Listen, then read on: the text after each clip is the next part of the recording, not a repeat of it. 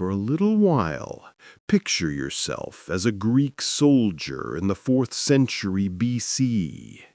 Suddenly, something on the horizon chills your blood while you are in battle formation with your spear and bronze shield. For hundreds of meters, there is a wall of spears, shining in the sunlight like a jungle of terrible metal. The Macedonian Phalanx is this, the military breakthrough that made a young Macedonian prince the most renowned conqueror in history and permanently altered the nature of battle in the ancient world. There was more to the Macedonian Phalanx than merely a military installation. It was a symphony of destruction, a precisely calibrated war machine that brought discipline, technology, and tactics together in a way that had never been seen before.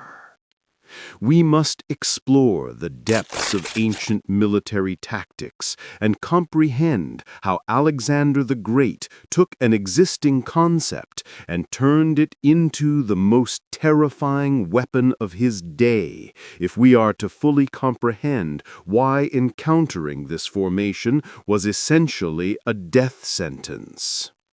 Let's start by traveling back in time to the 4th century BC in Macedonia. Many Greeks viewed this hilly area in northern Greece as a barbarous place, populated by rugged warriors who hardly knew good Greek. But the military movement that will overthrow the known world began right here, in this ostensibly underdeveloped country. The current Macedonian Phalanx was actually designed by Alexander's father, Philip II of Macedon. Philip was more than a monarch. He was a military visionary who had a basic understanding of combat. That triumph belongs to the most well-prepared, the most disciplined, and the most creative, not necessarily the bravest. He totally redesigned the Greek phalanx, a classic idea that had been around for generations. The hoplite phalanx was an ancient Greek phalanx made up of citizen soldiers that battled alongside one another while brandishing spears that were about 8 feet long.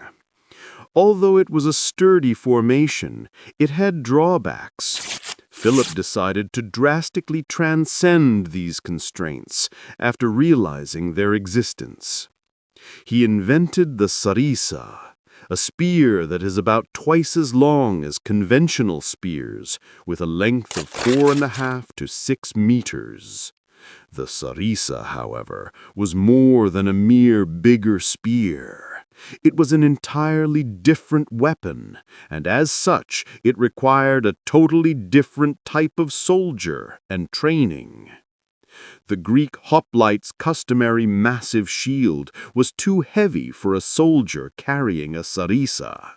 Instead, he attached a small spherical shield on his left arm. This seemingly simple adjustment had far-reaching effects. Consider this new formation's lethal mathematics. The first 5 rows of soldiers can all present their spears forward at once if there are 16 men deep in each row and each man is carrying a 5-meter spear. This implies that any adversary advancing on the Macedonian phalanx will encounter 5 lines of spearheads aimed straight at them, rather than just one line of soldiers. Just as significant as this formation's physical efficacy was its psyche. Picture yourself sprinting in the direction of this iron barricade. There are no faces visible, just hundreds, maybe thousands of spearheads shining in the sunlight, all aimed at you see. Before the combat even started, the psychological fear of encountering such a formation was enough to demoralize many armies.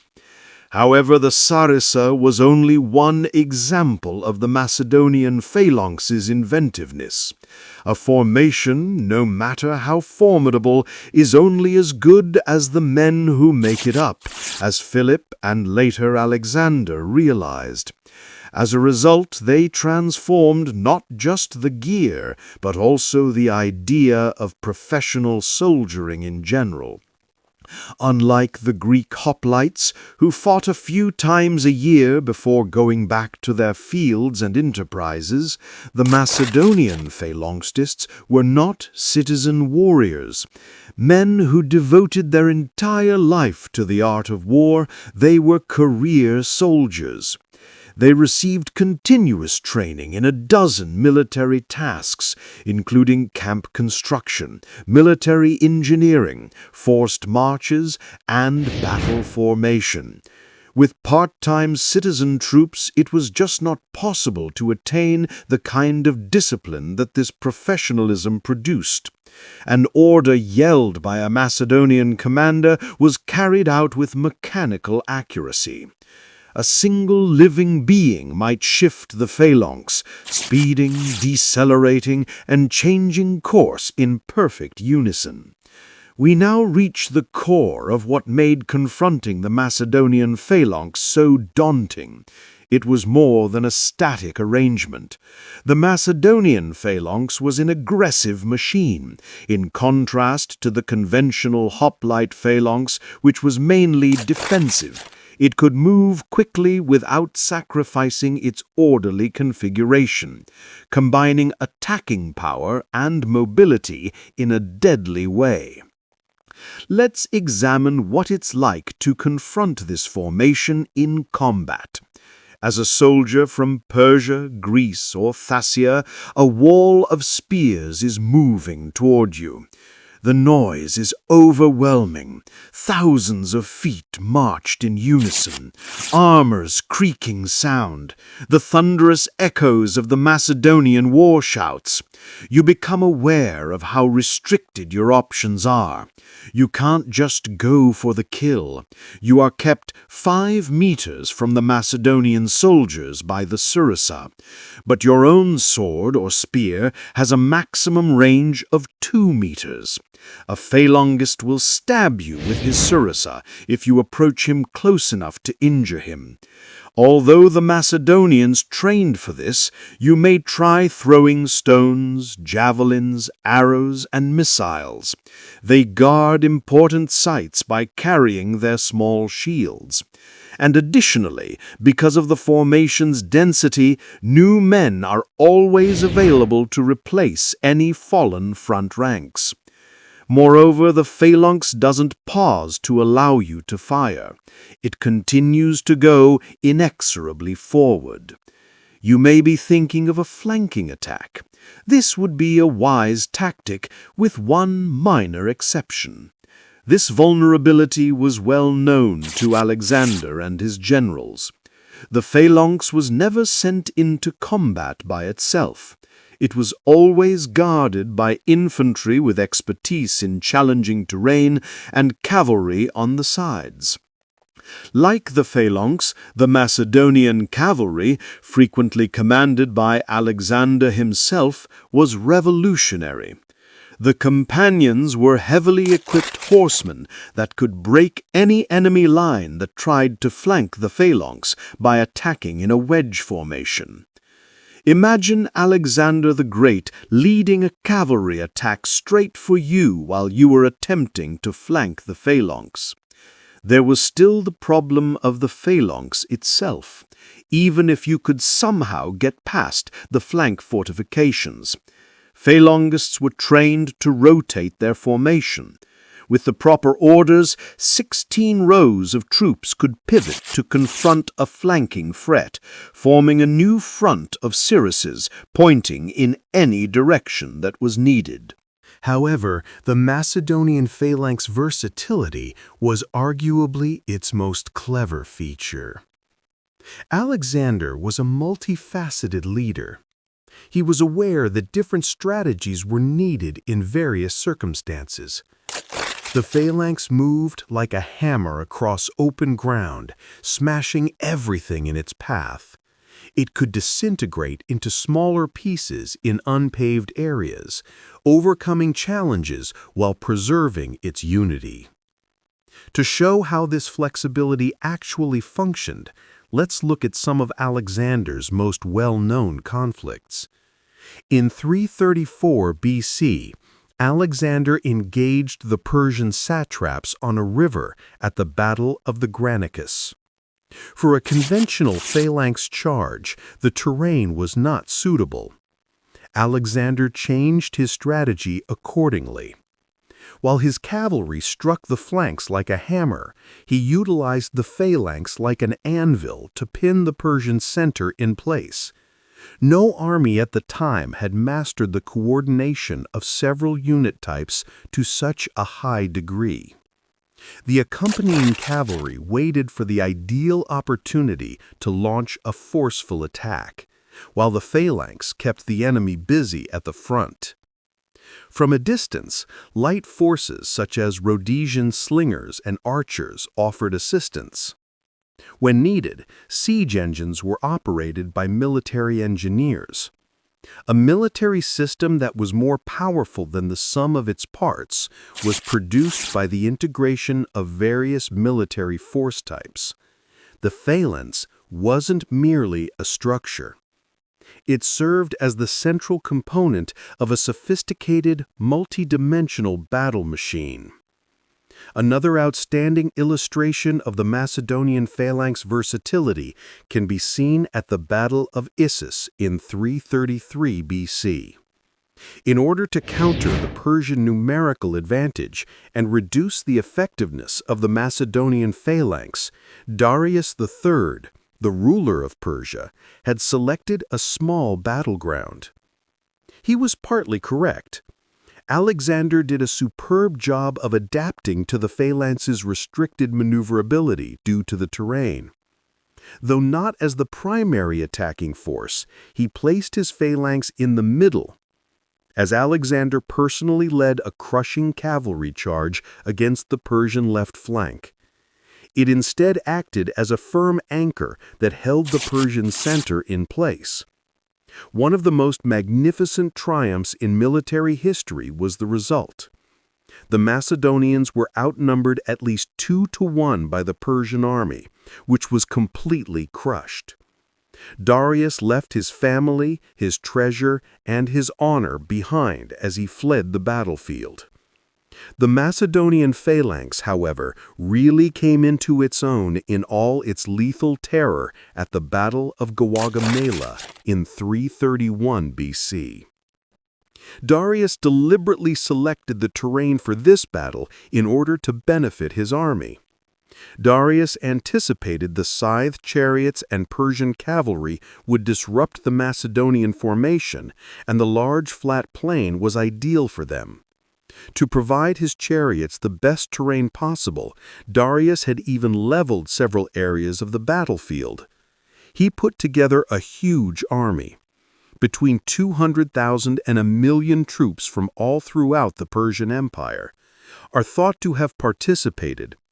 Heavy cavalry from Bactria and Partha were present. A range of specialized soldiers, such as elite infantry from the Immortals, archers from Susa, and more. Perhaps 47,000 troops made up this enormous force that Alexander had to contend with. It appeared to be an impossible undertaking when viewed solely in terms of numbers. But the Macedonian phalanx and the ability to use it as part of a masterfully thought-out tactical strategy were things Alexander possessed that Darius did not. Alexander's strategy for Gaugamela was a brilliant example of military strategy. As usual, he placed his phalanx in the middle, but this time he made a special arrangement. He gave his men instructions to construct 2 combat lines instead of just one. He placed a second line of men behind the main phalanx line, ready to turn and confront any force that succeeded to breach the first line. Something unprecedented was produced by this dual structure, an extremely difficult fighting formation to flank or encircle. The Persians would encounter a well-organized wall of sarissas ready to meet them from any direction. However, Alexander's use of the phalanx as a part of a broader strategy was the real brilliance of his scheme. He was aware that Darius would attempt to encircle the Macedonian forces by using his numerical advantage. Alexander, therefore, came up with a scheme that made this Persian tactic a trap. The phalanx moved cautiously forward in the center as the conflict started, applying steady pressure to the Persian center. Alexander, meantime, placed his partner cavalry on the right flank and waited for a chance. Parmenion, the seasoned Macedonian commander, kept up a strong defense on the left with light infantry and cavalry. The pivotal moment occurred when the Persian forces accidentally opened a gap in their own line while trying to encircle the Macedonian right flank. Alexander seized the moment like a lightning strike. He personally led a charge of cavalry that broke past the Persian line and headed directly for Darius. However, this is where the Macedonian phalanx's discipline really showed. The phalanx kept up its steady, methodical march even as Alexander made his spectacular rush. A wall of sarissas was moving relentlessly toward the Persian warriors, who were already shook by the horse assault on their flank and were unable to flee. This situation's psychology was disastrous. Alexander's cavalry prevented the Persians from moving forward, the phalanx prevented them from retreating, and the other Macedonian units prevented them from moving sideways. They were genuinely stuck in an awful circumstance. Complete panic was the outcome. Just a few hours after marching boldly into battle, the powerful Persian army entirely broke up. Darius left the battlefield once again when he saw Alexander moving terrifyingly fast toward his position. The Persian Empire was essentially destroyed as a major military power by this victory at Gaugamela. Alexander had shown in one battle that the Macedonian army's combination of professional discipline, inspired leadership, and tactical ingenuity was too strong for even the world's largest and most diverse army. However, the Macedonian phalanx's triumphs in significant battles weren't the only thing that made them truly unique. It was its adaptability. In addition, the structure that had routed the Persians on the broad plains could adapt to fighting in cities, mountains, and sieges. To observe how the Macedonian phalanx performed under entirely different circumstances, let's look at the Siege of Ty in 332 BC. A slender causeway joined the island-fortified city of Ty to the mainland. It had successfully resisted sieges by Nebuchadnezzar and other invaders and was regarded as invincible. In order to get to the island, Alexander decided to build a man-made road across the water. It took 7 months to complete this enormous technical project. The Tyrians, at this time, attacked the Macedonian laborers with Greek artillery, vessels, and missiles. The Macedonian phalanx's versatility is demonstrated here. The phalanxists were engineers, constructors, and siege work defenders, in addition to maintaining their conventional battle formations. They built movable siege towers, used ballistae and catapults, and protected their fortifications from marine attacks. The phalanxists spearheaded the final attack on the walls once the road was finished and the city was captured. Their expertise and discipline, developed over years of training and battle formations, were perfect for siege and urban warfare. The Macedonian training method directly contributed to this adaptability. The Phalanxists received more than simply instruction on how to wear their sarissas and march in formation. They had received comprehensive training in all aspects of warfare. They were skilled in building fortified camps, using siege engines, fighting in difficult terrain, navigating rivers, and surviving in harsh environments. Above all, they understood how to function as a unified team in any circumstance. Perhaps the most lethal feature of the Macedonian Phalanx was its cohesiveness as a team. The Macedonian Phalanx functioned as a single, cohesive force during a time when most armies were haphazardly assembled groupings of lone fighters or small tribal communities. Let's look at this cohesion's psychological component. Consider yourself a solitary combatant confronting the Macedonian Phalanx. You're not battling 16,000 people. A single, enormous beast brandishing 16,000 spears is your opponent. Each motion is synchronized. All answers are instantaneous. Every action is a component of a bigger plan that is beyond your comprehension or foresight. Beyond simple numbers, this synchronization produced a force multiplication effect.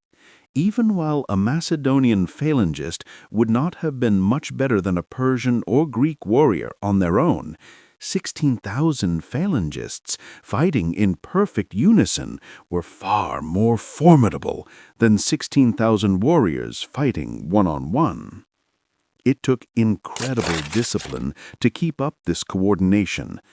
Think about what happened during a basic flanking maneuver. In order to maintain formation, the soldiers in the outer row had to rotate in a larger radius and move more quickly when the commander ordered the phalanx to turn left. Each of the 16,000 men had to perform their unique portion of the maneuver at precisely the appropriate time. The men in the middle had to change their speed. In order for the entire formation to know where they were and where they were heading, the standard bearers had to maintain their colors visible. It was the bugler's responsibility to sound the right signals at the right moment. The formation as a whole might collapse if any part of this intricate human machine failed. The exceptional quality of the Macedonian phalangists' training and discipline are demonstrated by their ability to perform such moves swiftly under the pressure of combat and a barrage of enemy shells. This instruction started early and continued continuously. Young Macedonian recruits had to spend years studying how to move as part of the broader formation, in addition to how to use their weapons. They rehearsed marching at various rates, changing directions, and forming wedges to pass obstacles, in addition to practicing dozens of other techniques. Most importantly, though, they developed the ability to think collectively. In combat, a phalanx didn't make decisions on his own. He obeyed orders and had faith that his fellow soldiers would follow suit. This collective mentality was essentially distinct from the heroic individual perspective that most warriors of the era had. This shared ideology was also represented in the phalangists' gear and armor. The Macedonian phalangists carried uniform equipment, in contrast to the Greek hoplites, who often adorned their shields with emblems of their families or personal lives. They all had the same shield. They wore comparable armor. They even built their sarissas according to exacting specifications.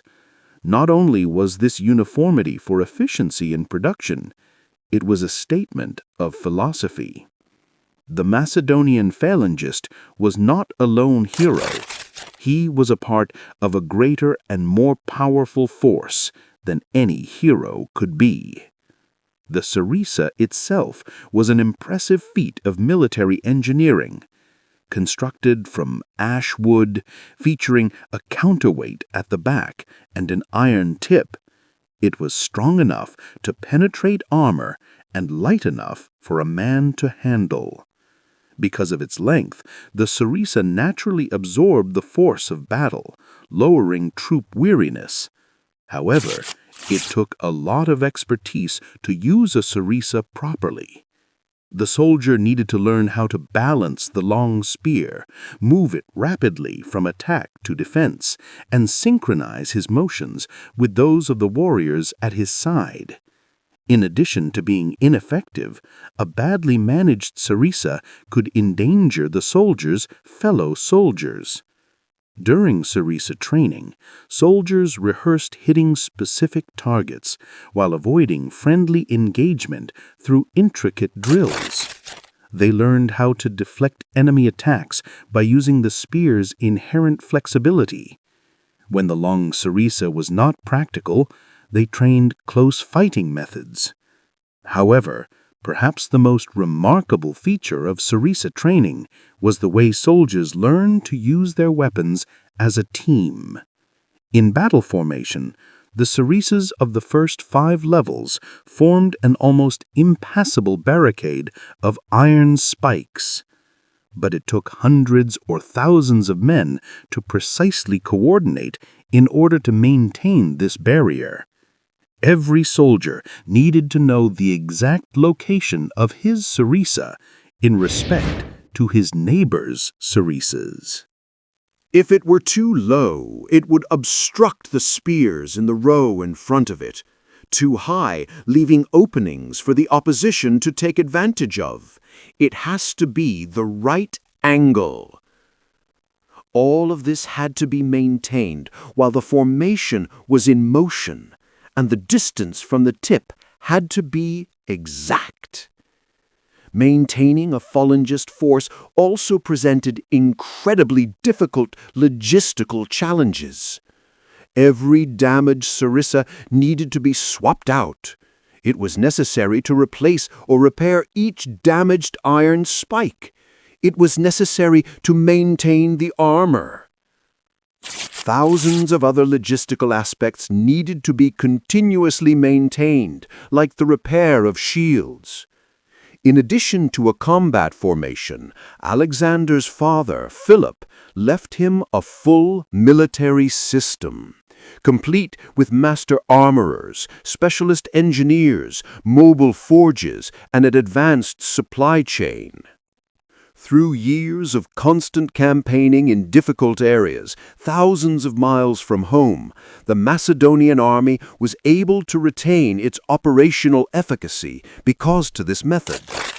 The Macedonian army's operational endurance over such long periods of time and distance was nearly as remarkable as its combat successes. Think about Alexander, who fought non-stop and kept his men disciplined and successful while marching more than 20,000 kilometers from Macedonia to India. The psychological fear of the Macedonian Phalanx was also influenced by this sophisticated military logistics. The enemy was aware that they were up against more than an army. They had to contend with a well-trained military apparatus capable of continuing operations forever. The Macedonians had no chance of running out of supplies or having to withdraw because of logistical issues. Additionally, battle losses were promptly made up because to the Macedonian replacement system. Alexander's army continuously dispatched new troops to Macedonia for training. The Macedonian Phalanx were able to sustain casualties that would have decimated other armies and carry on with maximum efficiency. When facing the Persians with their heavy cavalry and mounted archers, the Macedonian Phalanx's ability to adapt to different enemy types further illustrated its tactical complexity. In order to produce a devastating infantry-cavalry synergy, the Phalanx worked closely with the partner cavalry. Alexander changed his strategy to take advantage of the earlier hoplite phalanx shortcomings against the Greeks who were familiar with classical phalanx fighting. Because of its increased range and mobility, the Macedonian phalanx was able to get around the sides of the more inflexible Greek formations. The phalanx split up into smaller units that could maneuver across difficult terrain while remaining disciplined and coordinated in order to combat mountain tribes such as the Thracians and the Illyrians. It served as a powerful base from which the Macedonian cavalry could attack and withdraw from nomadic groups such as the Scythians. This tactical adaptability necessitated not only commanders' flexibility, but also soldiers' training and discipline to enable quick tactical adjustments without sacrificing effectiveness. Depending on the tactical scenario, the phalangists had to be prepared to fight in dozens of different forms, including smaller, more mobile groups supporting cavalry operations or traditional, dense formations. The relentlessness of the Macedonian phalanx was perhaps its most horrifying feature. During that time, other armies engaged in wave warfare, launching intense attacks for a while before withdrawing to reorganize. The Macedonian phalanx kept up constant pressure on the enemy by moving forward steadily and unstoppably. The psychological effects of this ongoing strain were terrible. The enemy soldiers discovered that there were no breaks in the fighting, no opportunity to rest or reorganize. The enemy was under tremendous pressure to make snap decisions as the wall of Sarissa just kept coming, step after step. Even in the most severe circumstances, the Macedonian phalanx hardly ever broke or escaped because of the discipline that allowed this continuous pressure. The phalanx remained cohesive and carried on battle successfully, whereas other armies would break apart after significant casualties or tactical surprises.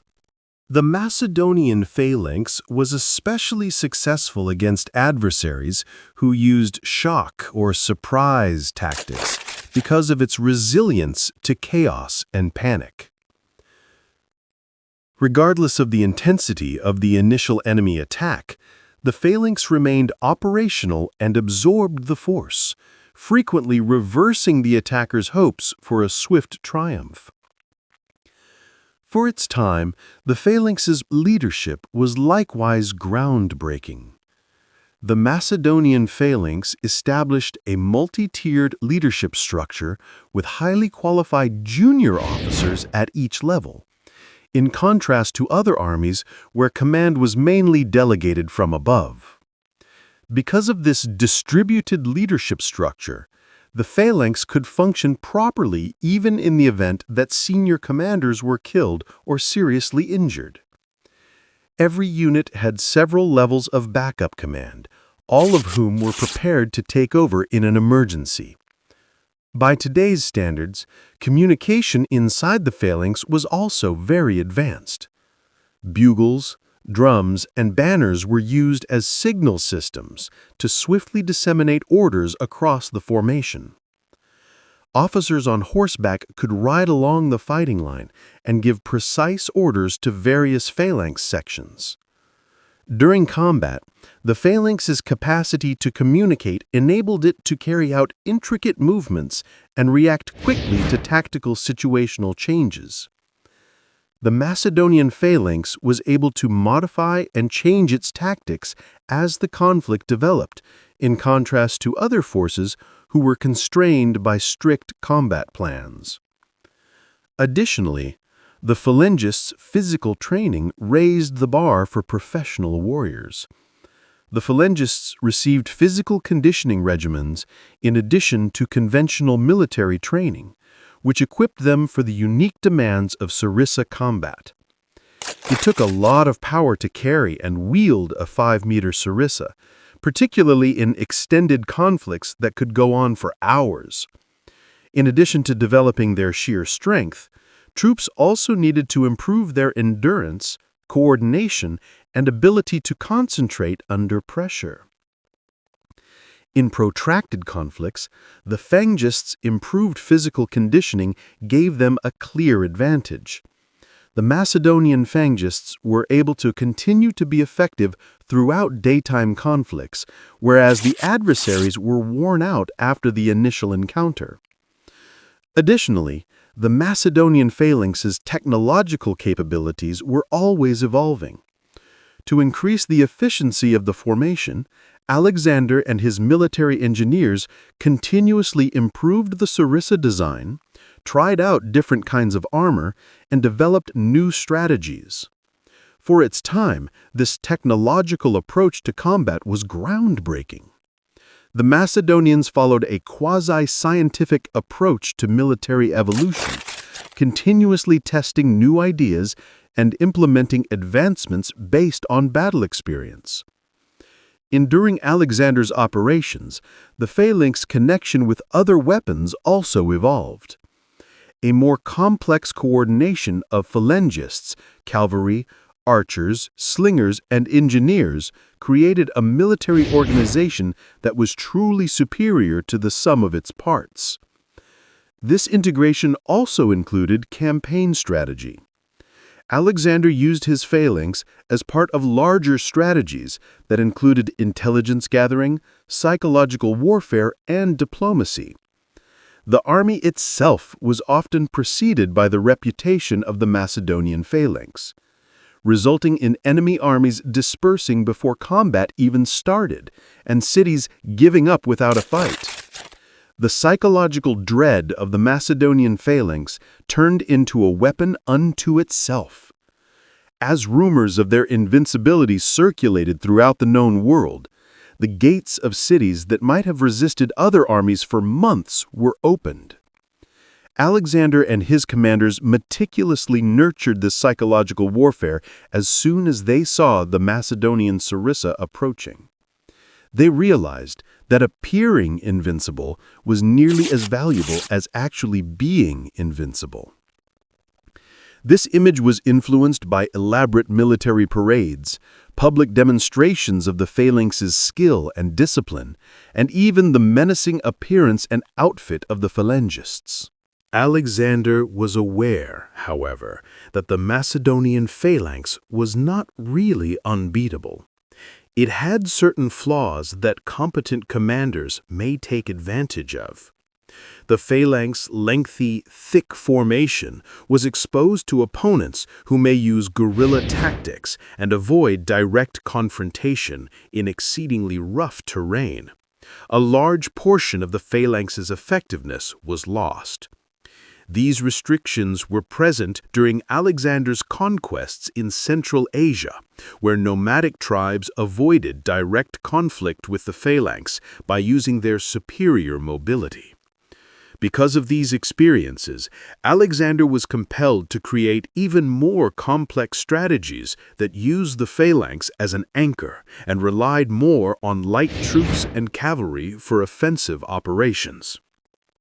One of Alexander's most significant leadership traits was shown in the ongoing modification of Macedonian military doctrine. His capacity to adjust his strategy as necessary and learn from mistakes. He never grew slack or became unduly reliant on any one formation or strategy. Alexander had completely new difficulties during the Indian operations. The phalanx had never faced a menace like the war elephants of the Indian kings. These enormous creatures could actually crush military formations, causing chaos and fear. Alexander's response to this danger revealed the underlying flexibility of the Macedonian phalanx. Instead of switching to his primary configuration, he created specialized anti-elephant strategies. The elephant riders were the target of specially trained archers. The animals were attacked by soldiers using specialized javelins. In order to attack elephants from the flanks and back, the phalanx learned to create openings for the beasts to pass through, then seal them off. These anti-elephant strategies are demonstrated in 326 BC during the Battle of the Hydaspes against King Porus. Porus had placed his war elephants in front of the Macedonian phalanx in the hopes that their mere fear would cause them to break the formation.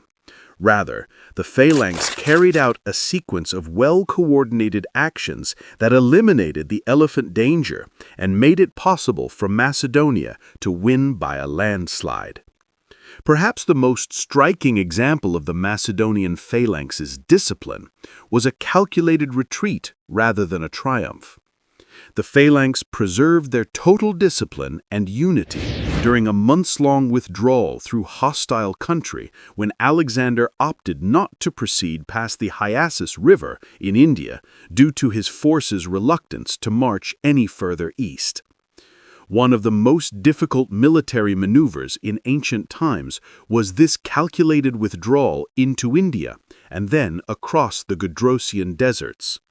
In addition to human adversaries, the phalanx had to endure intense heat, a shortage of water, and tropical illnesses while maintaining its structure.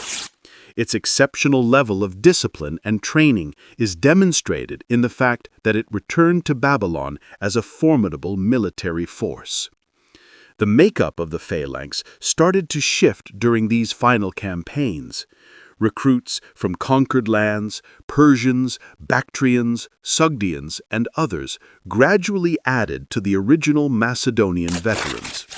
Although it was a difficult task, Alexander and his commanders were able to successfully integrate these new warriors into the rigid discipline of the Macedonian phalanx. It was another example of Alexander's military system's innovation, its capacity to integrate and make use of human capital from very diverse cultural backgrounds. It wasn't as if new recruits had to give up their military customs. Instead, their unique skills were integrated into the Macedonian system as a whole. For example, Persian archers were integrated as specialized phalanx support forces. The companions were augmented with Bactrian cavalry. On order to supplement the phalanx's capabilities on challenging terrain, Sogdian soldiers were trained in mountain fighting techniques.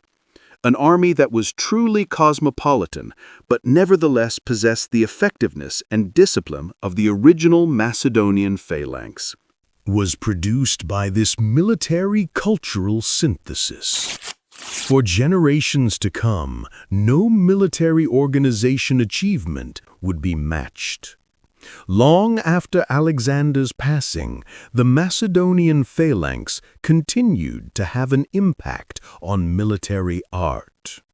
The Macedonian phalanx served as the model for the troops of Alexander's successors, the Diadochi. Phalanx forces engaged in a series of battles with other phalanx armies during the Wars of the Successors, which raged for decades after Alexander's passing and decimated the Hellenistic civilization. The formation's advantages and disadvantages were shown in these phalanx fights.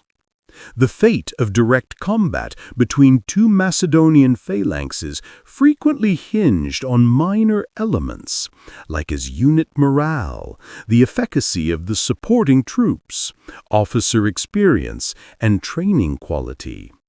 Antigonus and Eumenes' Battle of Gabriene in 316 BC demonstrated how two similar troops might engage in combat for hours without reaching a definitive conclusion, until other factors, in this case a skillfully executed cavalry charge, determined the outcome.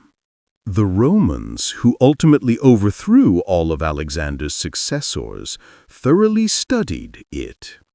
They realized that the fundamental weakness of the phalanx was also its strength, which was its thick, well-organized formation. The phalanx lost most of its effectiveness when faced with hostile forces that could avoid direct frontal combat, or in rough terrain. The Phalanx's time as a powerful military force came to an end in 168 BC, when Roman forces routed the Macedonian king Perseus's Phalanx in the Battle of Pydna. However, the Phalanx showed its deadly potential even in this defeat. The Sarissa wall completely resisted the initial Roman charges.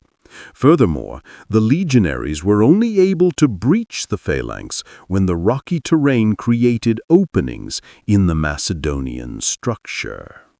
Military planners were still captivated by the Macedonian Phalanx, even after it was rendered obsolete. Napoleon thoroughly studied Alexander's strategies. Alexander's mastery of infantry-cavalry coordination is still studied by contemporary commanders. The Macedonian Phalanx served as an example of discipline, professional training, and unit coordination, all of which are still important in contemporary combat.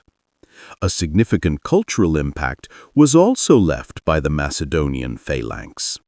Throughout history, military traditions have been shaped by the notion of the disciplined professional soldier fighting as a part of a greater military machine, rather than for personal glory. In terms of broader historical influence, the basic notion of a standing professional army that is continuously trained and uniformly equipped can be linked to the inventions of Alexander and Philip II. The first truly worldwide empire in history was made possible by the Macedonian Phalanx. Alexander could not have achieved his conquests without this military invention. With its blend of Greek, Persian, Egyptian, Indian, and other cultures, the Hellenistic world that emerged from Alexander's conquests influenced the evolution of Western civilization in ways that are still felt today. The governmental unification made possible by the Macedonian Phalanx allowed for the preservation and dissemination of Greek knowledge across the Hellenistic realm, the advancement of Hellenistic philosophy and science, and even the eventual establishment of Christianity. The Macedonian Phalanx were more than just a military invention when we consider their long-term impact. The trajectory of human civilization was radically altered by this historical event. For millennia, military growth would be influenced by the discipline, professionalism, and synchronization that defined the Phalanx. The Macedonian Phalanx's ability to perfectly combine organizational excellence, technological innovation, and inspired leadership was perhaps its most remarkable feature. Although the Sarissa was a technological advancement, it wasn't until extensive organizational training enabled its coordinated deployment that it became truly effective. And only under the direction of commanders like Philip II and Alexander, who knew how to use the Phalanx as part of larger military strategies, could even the best training and equipment reach their full potential. Technology, structure, and leadership were all combined to create something that was genuinely better than the sum of its parts. There was more to the Macedonian Phalanx than just a weapon. It was a comprehensive battle strategy that created ideas that are still applicable today. When an ancient soldier faced the Macedonian Phalanx in combat, it was more than just an adversary. It was up against the tangible embodiment of a new chapter in human conflict. It was witnessing the inevitable advancement of military art in the future. In the hands of really creative thinkers, an iron wall could symbolize everything that combat may become. That's why it was so terrible to face the Macedonian Phalanx. It was more than just a fear of losing or dying. Victory looked not just unlikely, but unattainable. because of the fear of the outdated and the terror of facing something so superior to your own military tradition. It was realizing that you were on the wrong side of history and that the world had altered in the last few minutes before impact. Alexander's secret weapon was not the only Macedonian phalanx. He declared to everyone who stood in front of that gleaming wall of Sarissas, moving in perfect harmony under the Asian sun, that the age of individual heroic fighting was finished, and that the age of professional scientific warfare had begun.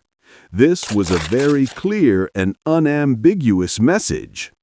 Even humanity's most brilliant inventions are only reflections of a higher order, as we are reminded today as we examine these pages of military history. The Macedonian phalanx efficiency, discipline, and coordination were examples of timeless organizational and purpose-driven concepts that cut across all time periods and civilizations. Even though Alexander conquered the whole world, his accomplishments were only made possible by the providence of the one who governs all countries and empires and the larger scheme of human history.